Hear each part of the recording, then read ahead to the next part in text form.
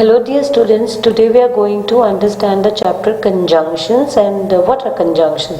A conjunction is joining of two grammatical units together to form a larger unit. So how we do that, the process I'll be going to discuss in detail through this video lessons, and for ease I have divided this chapter into three videos, into three parts. The first part will be resolving the problem of using coordinating conjunction, and the second will be of subordinating, and third will be of correlative. So through coordinating conjunctions we join words and phrases and independent clauses, and the coordinating conjunctions common are like for, and, neither, but, or, yet, and so. So we have an acronym to use is to remember them as fanboys.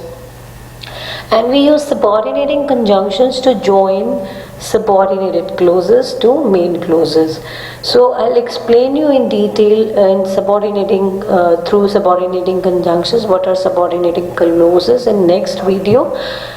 Till then wait. And then third is correlative, which is used in pairs to join alternatives or equals, and the main conjunctions we use to join them is either or, neither, nor, not only, but also.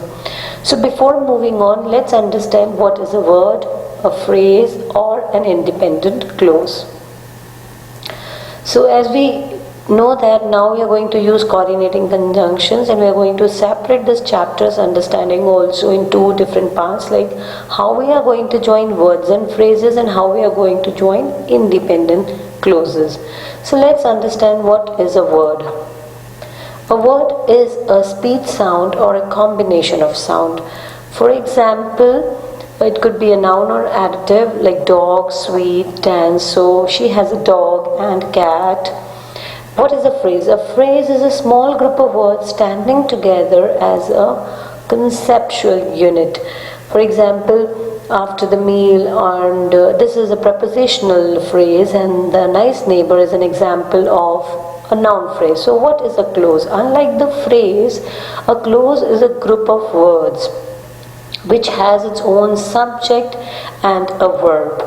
So based on the fact that whether they are going to or they are able to express a complete thought or not, there are three kinds of clauses.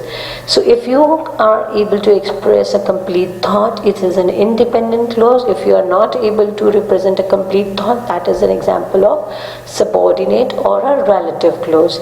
And about subordinate and relative we are going to discuss later on. And now let's understand what are independent clauses. As I told you, the independent clause is a clause which can stand alone, which can help you to express a complete thought, right?